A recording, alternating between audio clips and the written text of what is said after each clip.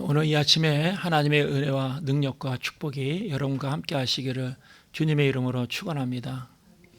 여러분 하나님의 자녀가 된 이후로 하나님 앞에 위대한 생을 살고 또 여러분이 하나님 앞에 소중한 존재라는 사실을 늘 기억하시길 바랍니다. 이 세상에 가치 있고 귀하고 소중한 일이 많지만 그 하나님 앞에 살아가는 것보다 더 귀하고 더 값 있는 것은 없습니다. 우리가 짧은 생을 살면서 인간적으로 자랑할 것도 있고 또 빼앗기기 싫은 소중한 것도 있지만은 그러나 세월이 흐르고 시간이 지나가면 다 잃어버리고 빼앗기고 또 때로는 또 무의미하고 무가치한 것들도 얼마나 많이 있습니까? 그러나 우리 안에 있는 예수 그리스도로 향한 그 신앙과 믿음, 이건 영원한 것입니다. 빼앗기지도 않고 우리가 하나님 앞에 가져가 설 때에 드러낼 수 있는 것이 하나님에 대한 열심, 열정, 예수 그리스도에 대한 확실한 믿음, 이것만이 영원하다는 사실을 잊지 말고 우리가 하나님의 자녀로 살아가는 것보다 더 감격스럽고 더 기쁜 것은 없다는 사실을 늘 잊지 말아야 돼. 세상에서는 자랑할 것 많고 또 포기하고 싶지 않은 소중한 것들이 있지만은 그러나 그것을 우리가 끝까지 붙잡을 수 있는 것은 아무것도 없어요. 여러분도 마찬가지지 않습니까? 건강도 어때요? 건강만 해도 노력하고 애를 쓰지만 점점 기운이 사라지잖아요. 지식은 어떻습니까? 나이가 들면 깜빡깜빡해. 옛날에 아주 예리하고 날카롭고 뛰어난 암기력, 기억력을 가지고 살았던 분들도 나이가 들면은 깜빡깜빡해. 그러니까 세상적인 것들은 영원한 것이 없어요. 우리가 끝까지 붙잡을 수 있는 것들은 아무것도 없어요. 그러나 하나님과 우리의 관계, 내가 하나님의 자녀로 살아가는 것, 이 땅에서만 아니고 우리가 영원한 생명, 저 천국에서 주님과 함께 감격과 기쁨의 삶을 살 수 있다는 사실이 보장되어졌다는 것보다 더 큰 축복이 없다는 거죠. 그래서 하나님 앞에 예배하고 말씀에 귀를 기울이고 기도하며 살아가는 것이 얼마나 감사한가. 그럼에도 불구하고 우리는 마음에 늘 근심과 걱정, 미래에 대한 불안, 여러 가지 삶의 사건으로 부딪히는 마음의 염려, 그것 때문에 우리 마음이 흔들릴 때가 많지요. 예수 그리스도로 말미암아 우리가 자유와 평강을 누리는 생을 살도록 은혜를 베풀어 주셨지만 우리가 실제로 그렇게 삶을 살지 못하는 사람들이 많이 있다라는 거예요. 그래서 오늘 사도 바울이 자기 스스로 고백하고 있는 것처럼 감옥에 갇혀 있지만 실제로 그는 자유로운 사람이에요. 매이지 않고 굴복되지 않고 타협하지 않고 눈치 볼 것도 없고 전혀 자기 마음의 그 믿음과 신앙에 대해서 포기하지 않고 정말 감격과 기쁨을 노래하고 찬송할 수 있는 그 자유로운 자. 그러나 이 세상의 자유로운 몸이 이제 오히려 세상의 여러 가지 문제와 어려움 때문에 심리적인 감옥에 갇혀서 살아가는 불행한 사람들이 얼마나 많이 있습니까? 제가 일전에도 오래전에 말씀드린 분이 있어요. 빅터 프랭클, 오스트리아 정신과 의사, 유대인이고 또 글을 쓰는 사람이었죠. 이 빅터 프랭클 박사가 2차 세계대전 중에 아시다시피 유대인들은 나치에서 얼마나 심한 고통과 곤욕을 치렀습니까? 강제 수용소에 수감되어서 극심한 고통, 비인간적인 대우, 언제 죽을지 모르는 그런 위기 가운데 육체적으로는 자유가 박탈되어졌어요. 생존 자체가 위협받는 그 감옥에 오랫동안 갇혀 있으면 사람은 절망하고 낙심하는 것이 사실이죠. 그래서 언제 죽을지 모르는 극한의 고통과 두려움, 그 굶주림 속에서 인간 이하의 취급을 받으며 생활했어요. 그럼에도 불구하고 그 간수들이 육체와 환경은 통제할 수 있지만 그러나 그 고통에 대해서, 그 어려움에 대해서, 그 환경에 대해서 어떻게 반응할지에 대한 마지막 남은 인간의 자유는 뺏을 수 없다는 것을 깨달아요. 내 마음과 생각 자체, 그 삶의 태도와 자세 자체를 저들이 강제할 수 없다는 것을 깨닫게 되어지죠. 그래서 그 극심한 시련 가운데서도 삶의 의미를 찾으려고 애를 쓰고 노력을 해요. 그래서 고통 가운데 있지만은 사랑하는 아내를 생각하고 내가 언젠가 아내를 만날 거야. 그리고 그는 계속 글을 쓰고 있었기 때문에 완성해야 될 그 미완성의 원고를 마음속에 다듬으면서 내가 언젠가 이 글을 완전히 써서 책으로 만들어야 되는데 그러한 그 기대와 소망을 포기하지 않고 그리고 그는 의사로 살았기 때문에 다른 수감자들에게 자기가 할 수 있는 대로 의사의 사명을 감당하면서 그 어려움들을 이겨내며 마침내 자유의 몸을 얻게 되어지죠. 그래서 비참한 환경에 굴복되지 않고 강한 정신으로 그런 살아남았고, 오히려 다른 사람에게도 희망을 줄 수 있는 의미 있는 생을 그 수용소에서 살았다라는 거예요. 그래서 이 빅터 프랭클 박사는 몸은 갇혀 있지만 그러나 그 정신은 아주 자유로운 사람이었다라는 거죠. 그러나 오늘 현대인들은 어떻습니까? 몸은 육체적으로 자유로워요. 풍요롭고 과학과 기술의 발달로 얼마나 편안한 생을 사는지 몰라요. 겨울이 와도 두렵지 않아요. 따뜻한 난방. 그리고 자기가 원하는 것은 얼마든지 지불하면 소유할 수 있고, 또 자기가 원하고 계획하면 어디든지 갈 수 있는 자유의 몸이지 않습니까? 그런데 삶의 의미와 목적을 깨닫지 못하기 때문에 자기가 누구인지 어떤 삶을 살아야 되는지 정말 소중하고 가치 있는 걸 알지 못하기 때문에 그저 쾌락과 세상의 즐거움, 성공만을 쫓지 않습니까? 그래서 많은 것을 성취해요. 그러나 그 사람에게 물어봐요. 도대체 무엇을 위해서 이렇게 많은 것을 성취했는가? 그러나 그 질문에 답하지 못하고 오히려 깊은 공허감에 시달린다. 내가 무엇을 위해서 살아왔는가? 내가 무엇을 위해서 이렇게 값비싼 대가를 지불했는가? 스스로 자책하면서 그 공허감에 시달리는 현대인들이 얼마나 많은지 몰라요. 그래서 대부분의 현대인들이 타인의 시선, 또 완벽주의, 그렇죠, 작은 실수로 인해서 큰 실패가 찾아오지 않을까, 그 죄책감, 그 심리적인 족쇄에 갇혀서 걱정과 불안이 끊임없이 그 마음을 지배한다라는 거예요. 여러분의 세대는 그렇지 않지만 현존하는 젊은 세대는 어떻습니까?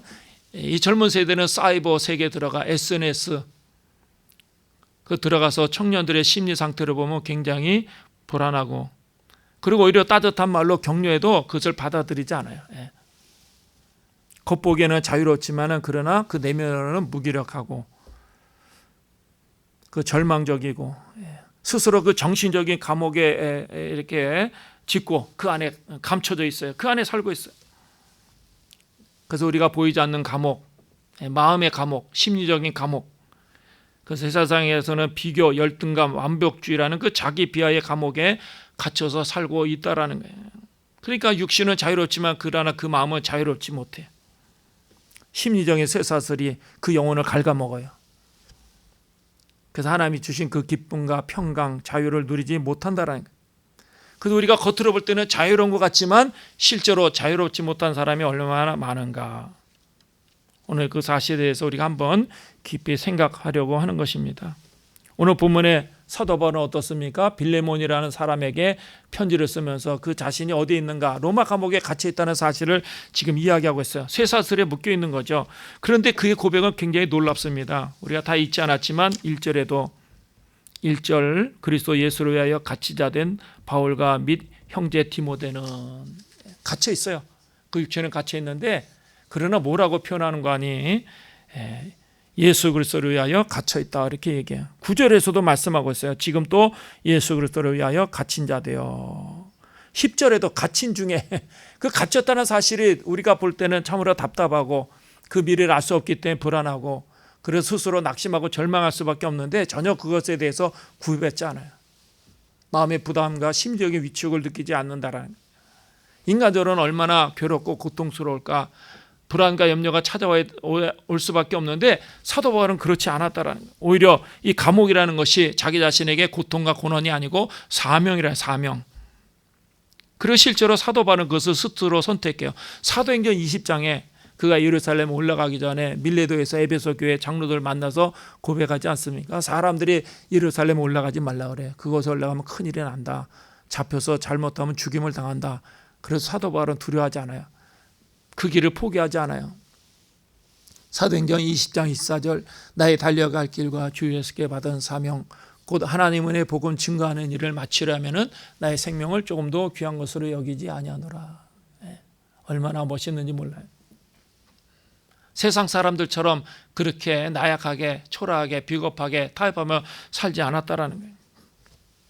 현대인들은 어떻습니까? 남보다 더 가져야 되고 실수해서는 안 되고 또 뒤처지면 그 결핍의 감옥에 갇혀서 숨막히는 하루하루를 보내지 않습니까? 그것만이 아니에요. 오늘 성공하고 잘 나가도 미래에 대해서 불안해하고 두려워하고, 그래서 오늘 우리가 누리는 인생에 대해 향유하고 인생을 즐거워하고 하나님의 베푸신 은혜에 대해서 기뻐하며 살아야 되는데 그 기쁨을 다 놓친다라는 거예요. 우리는 자유롭게 숨을 쉬어요. 누가 뭐라고 얘기하는 사람이 없어요. 그러나 그 염려와 불안이라는 족쇄에 묶여서 움직이지 못하는 무력감에 빠져서 살아간다는 거예요. 앞에서 말씀드린 오늘날 젊은이들이 마찬가지예요. 소셜미디어 끊임없이 자기 자신을 포장하고 다른 사람과 삶을 비교해요. 전문가들의 이야기에 따르면 이 SNS를 많이 할수록 불안감과 우울증이 높아진다고 해요. 그래서 동영상을 인터넷에 자기 브이로그, 자기 일상에 관한 영상을 만들어서 올리잖아요. 그러면 저 사람들이 좋아요, 아니면 팔로워 수, 조회수, 그것에 따라서 그 세상적인 그 기준의 잣대를 가지고 자기 자신이 스스로 생각한 것 그 수준에 도달하지 못하면 자기 자신은 부족하고 실패한 존재로 여기는 그 비교 감옥에 갇히게 되어지는 거예요. 그래서 낙심하는 거예요. 나는 틀렸어, 나는 안 돼. 그 감옥은 벽이 없어요. 그러나 나는 부족하다, 나만 행복하지 않다. 그 불안으로 영혼을 질식시킨다라는 거예요. 그러나 사도 바울은 감옥에서도 자유해요. 매이지 않아요. 왜 그럴까요? 자기 자신의 삶이 로마 황제나 간수에게 있는 것이 아니고 오직 예수 그리스도께 있음을 믿음으로 확신했기 때문에, 하나님 앞에 살아가고 하나님과의 그 관계가 중요하기 때문에 절대로 내 생명에 대해서 로마 황제나 간수가 어찌할 수 없다는 것을 잘 알았기 때문에, 그리고 그 로마 감옥에서도 굴복되지 않는 거야. 자유로운 거, 평안한 거, 기쁘고 감사한 거. 오히려 신나고 즐겁고 괜찮아. 뭐 문제될 거 하나도 없어. 내가 왜 걱정해야 돼? 왜 불안해야 되지? 아마도 주변 사람들에게 그렇게 이야기했을지도 몰라요. 사도 바울이 염려하는 것은 내가 어떻게 하면 주의 뜻을 따를 수 있을까? 어떻게 하면 하나님의 기쁨이 될까? 어떻게 하면 하나님의 영광에 살까? 내가 어떻게 하면 성령의 열매를 많이 맺을까? 어떻게 하면 내가 끝까지 사명을 감당할까? 내가 어떻게 하면 생을 다하는 그날까지 믿음을 지킬까? 오히려 그것이 그의 염려고 그의 걱정거리지, 다른 세상적인 것은 그의 마음에 남아있는 것이 없다라는 거예요. 그래서 믿음이라는 게 무엇입니까? 교회 출석하는 것이 믿음인가요? 아니에요. 삶의 중심을 나의 능력이나 세상의 시선이 아니고 하나님의 주권으로 옮겨놓는 것, 오직 하나님의 평가, 하나님의 기준으로 영적인 원리에 따라 살겠다고 결단하는 것, 이것이 믿음이에요. 그렇게 살면은 세상의 풍파에도 흔들리지 않아요. 그리고 그 심리적인 안전지대를 확보하고 구축하게 되죠. 그 사람은 항상 든든한 거죠. 먹을 것이 많아서 안심하는 것이 아니에요. 성공했기 때문에 내가 정말 기쁘고 즐거운 것이 아니에요. 어떤 상황이든 성공하든 실패하든 가졌든 못 가졌든 어떤 상황이든 관계치 않고 그는 항상 마음이 든든한 거예요. 그래서 사도 바울이 로마서 14장 8절 우리가 살아도 주를 위하여 살고 죽어도 주를 위하여 죽나니 그러므로 사나 죽으나 우리가 다 주의 것이로다. 그 걱정이 없어요. 근심이 없어요. 이미 다 주님께 맡기고 오로지 하나님의 영광에 살아가도록 내가 택함을 입었다라는 것을 끊임없이 자기 자신이 다짐하고 신앙 고백이기 때문에, 그를 짓누르는 어떤 불안과 염려가 아무것도 없었다라는 거예요. 여러분은 어떻습니까? 혹이라도 이 자리에 예배드리면서 여러분의 마음을 짓누르는 불안과 염려가 있으십니까? 그 심리적인 쇠사슬을 하나님께 맡겨야 돼. 주님께 맡겨야 돼. 그 붙잡고 있어서는 안 돼요. 그 신앙이라는 건 다 맡기는 거예요. 걱정하지 않는 거야. 불안해하지 않는 거야. 내가 스스로 판단. 여러분이 다 살아오셔서 알잖아요. 살아오셔서 알잖아요. 다 해봤잖아요. 이것 떼보고 저것 떼보고 악도 써보고 부딪혀보고 여러분의 계획대로 여러분의 뜻대로 안 된다는 거 다 알잖아요. 그래서 철드는 거죠. 아, 인생이란 내 뜻대로 안 되는구나. 그때부터 철드는 거예요. 나이가 먹어서 철드는 게 아니에요. 40이고 50이고 이 사실을 깨닫지 못하면 철들지 않아요. 60, 70도 마찬가지예요. 아, 인생은 내 뜻대로 안 되는구나. 그때부터 철드는 거예요. 다 해봤잖아요. 그러니 우리가 걱정하고 고민할 게 뭐가 있어요? 우리가 때로는 억울하고 슬프고 답답한 그 상황 가운데 놓여도 이 갇힘 속에서 주님을 위한 의미를, 주님의 뜻을 발견할 수 있도록 도와달라. 그렇게 기도하면 오히려 우리 안에 평안이 찾아오고 또 우리 마음에 그 감옥의 문을 열고 나올 수 있게 되어지는 거예요. 자, 오늘 사도뿐만 아니고 오네시모라는 인물이 등장해요. 이 오네시모는 빌레몬의 노예였어요. 이 오네시모의 이름의 뜻은 원래 유익함이에요. 유익함. 다른 사람에게 유익을 주는 그런 뜻을 가지고 있는데 현재로는 무익한 존재가 되었어요. 왜 그렇습니까? 그런 빌레몬의 노예였지만 도망쳤어요. 그 인생은 실패자고 도망자고 주인에게 해를 끼친 죄인이요. 로마 당시에는 노예가 도망가면 붙들릴 때 죽임을 당하죠. 살아날 수가 없어요. 그러니까 그의 마음은 늘 불안한 거야. 언제 잡힐지 모르고 언제 죽임을 당할지 모르고. 그리고 내가 왜 그랬을까 후회하면서 수치와 자괴감, 그 마음에 가득 차 있었을 거예요. 이것이 사실은 이 세상에 갇힌 자의 고통이에요. 그래서 나는 아무 쓸모도 없고 가치도 없고 내가 왜 이렇게 살아야 되는가 늘 낙심하면서 자기 파괴적인 생각으로 자기를 괴롭히는 거예요. 현대인들이 많아요. 심리적인 문제가 얼마나 많은지 몰라요. 그렇지 않다 하더라도 실제로 이 세상은 어떻습니까? 우리의 가치를 학벌, 재산, 직위, 능력으로 판단하지 않습니까? 세상 잣대로 자기를 평가하고 그래서 날 부족하다, 나는 이 세상에서 실패했다, 나는 무익한 존재다, 그렇게 낙심할 때가 얼마나 많은지 몰라요. 그러나 이런 기준을 충족시키지 못하면 오네시모는 실패한 인생이죠. 그런데 오네시모가 바울을 통해서 예수를 영접하고 하나님의 자녀로 거듭날 때 그 정체성은 완전히 바뀌어요. 바울이 빌레몬에게 편지 쓰면서 이 오네시모는 빌레몬에게 폐를 끼친 사람이, 물질적으로 정신적으로 손해를 끼친 사람이죠. 그런데 바울이 빌레몬에게 뭐라고 이야기해? 나와 너에게 유익하게 되었다, 그렇게 선언했죠. 이런 변화는 오네시모가 능력이 많아서가 아니에요. 그 인생이 달라졌기 때문에, 변화되어졌기 때문에, 그리스도 안에 새로운 인간으로 태어났기 때문에, 이제 하나님의 자녀로 소속되어졌기 때문에 사랑받는 형제로서 유익하게 되어졌다는 거죠. 그래서 신앙과 믿음은 자존감을 회복시켜주는 유일한 열쇠예요. 제가 전에도 말씀드리지만 예수를 믿고 가장 좋았던 게 뭐냐? 첫 번째로 좋았던 게 뭐냐? 여러분도 예수를 믿으면 좋았던 게 있잖아요. 돈을 갑자기 많이 벌었다든지, 육체적인 질병이 치료되었다든지, 뭐 자녀가 명문대학에 들어갔다든지, 내가 고민했던 문제가 해결되었다든지, 뭐 여러 가지 좋았던 일들이 많이 있겠죠. 저마다 이유가 달라요. 그래서 저는 가장 좋았던 게 뭐냐? 주님이 찾아오셔서 왜 너는 너를 사랑하지 않느냐? 저는 어릴 때 우리 부모님이 항상 야단하고 책망하고 채찍질하고, 그래서 스스로 나는 형편없는 녀석이구나, 나는 소망이 없구나, 그렇게 항상 자책하면서 이렇게 성장했어요. 그런데 예수님이 찾아오셔서 왜 너는 너를 사랑하지 않느냐? 너는 하나님 앞에 귀한 존재, 소중한 존재, 가치 있는 존재, 너는 하나님의 걸작품, 야심작이 야심작. 어느 누구도 저에게 그렇게 얘기해 준 사람이 없어요. 키도 작고 남에게 자랑할 만한 특별한 재주가 없어요. 운동을 잘하는 것도 아니고 학교 성적이 뛰어난 것도 아니고 또 남들 앞에서 노래를 잘하거나 춤을 잘 추는 것도 아니고 아무리 봐도 자랑할 게 하나도 없어요. 그래서 나는 참 틀렸어. 나는 아무것도 못해. 또 마음도 여리고 겁도 많아가지고 사람들 앞에 서는 것도 두려워하고 항상 말해도 쭈삣쭈삣하고, 그래 누가 관심을 갖고 사랑해 주겠어요. 그래서 항상 뒷줄에 앉아가지고 그렇게 앉아서 살아가는 거죠. 그런데 주님이 찾아오셔서 왜 너는 너를 사랑하지 않느냐? 내가 너를 얼마나 사랑하는데, 너는 존귀한 자고 소중한 자고 가치 있는 존재고, 내가 너를 위해서 정말 물과 피를 다 쏟고 값비싼 대가를 지불하고 너를 택한 하나님의 자녀인데 왜 너는 그렇게 의기소침하냐? 그래서 그때부터 자존감, 내 자신을 사랑하고, 지금도 마찬가지예요. 목사님들이 모이면 교세가 어떻게 되냐, 재정은 어떠냐, 그 교회 건물에 있느냐, 버스는 돌리냐, 교인들은 몇 명이냐, 교회 안에 어떤 능력 있는 사람들이 얼마나 되느냐, 그런 걸 그 목회자의 능력으로 평가해. 그래서 저는 그런 구애받지 않아요. 그럴 필요도 없고 하나님은 그런 걸 보시지 않아요. 제가 얼마큼 진실하고 성실하게 하나님의 일을 감당하고 하나님 앞에 바르게 살고 진실되게 사는가, 그것이 중요한 거지. 그러니까 제 자신을 사랑하게 되어지는 거예요. 우리가 하나님의 말씀을 따라 산다는 게 무엇입니까? 하나님의 시선으로 내 자신을 바라보는 거야. 어떤 상황에서 의기소침할 필요도 없고 자기 자신에 대해서 비하할 필요가 없는 거야. 실제로 예수께서 값비싼 피로 우리 값을 주고 사신 지극히 귀하고 소중한 존재이지 않습니까?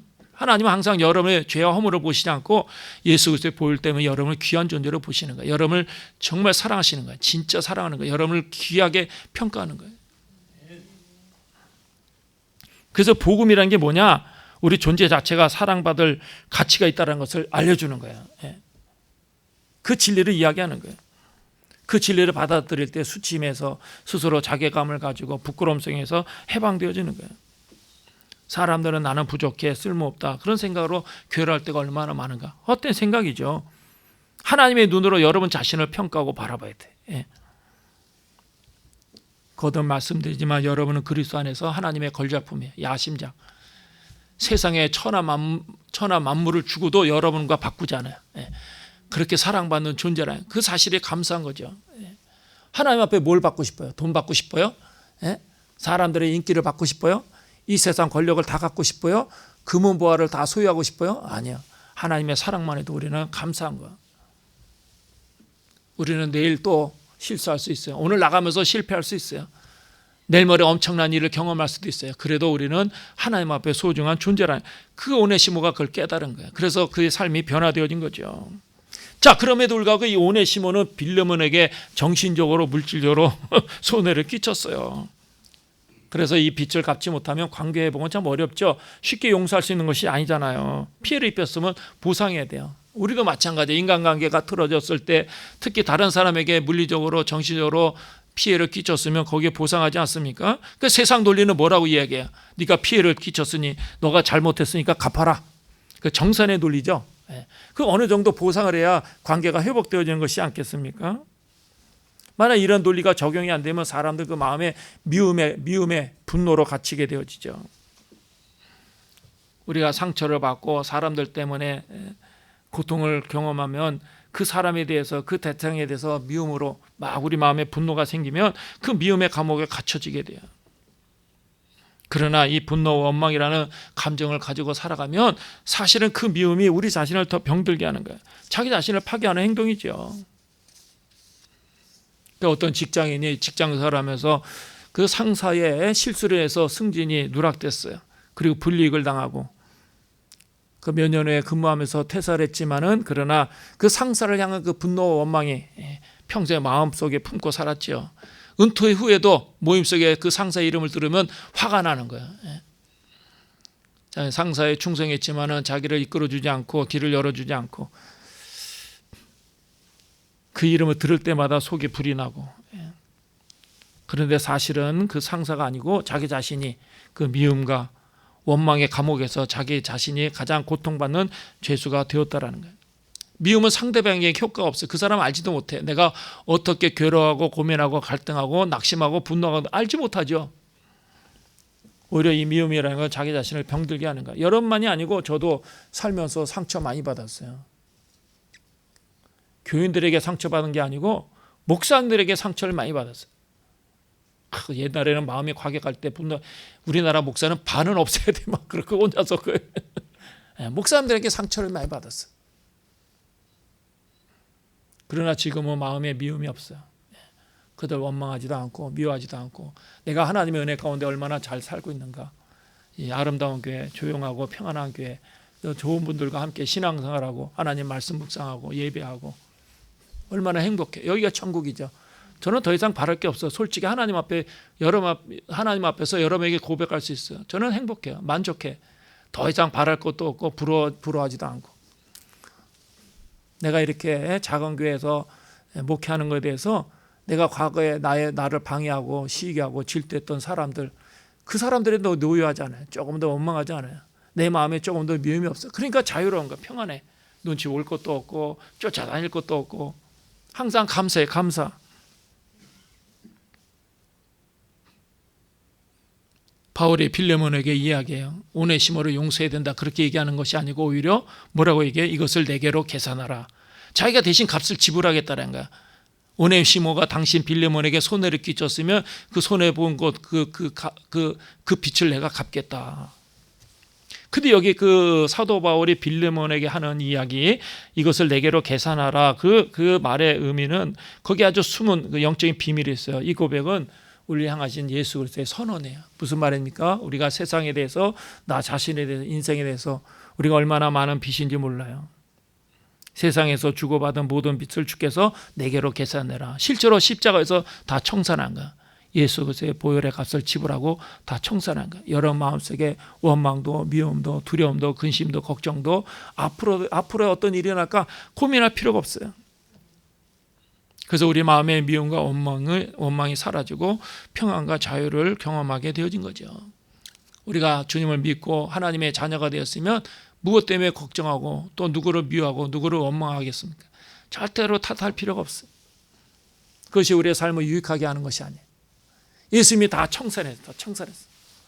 여러분이 굳이 가서 갚을 필요도 없고 애태울 필요도 없고 그것 때문에 스스로 자책할 필요도 없다라는 거예요. 오늘 이 아침에도 여러분 마음속에 용서하지 못한 사람이 누군가, 용서받지 못한 과거의 실수가 무엇인가, 그 모든 짐을 내게로 계산하라 말씀하신 주님 앞에 내려놔야 돼. 다 내려놔야 돼. 사람과의 관계뿐만 아니고 미래에 대해서, 오늘 여러분 마음속에 여러분을 괴롭히는 모든 불안에 대해서 다 내려놔야 돼. 붙잡지 말아요. 거기에 집착하지 말아요.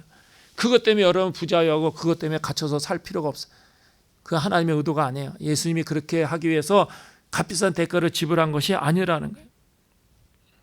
그리고 더더군다나 이 용서라는 것은 상대방을 위한 것이 아니에요.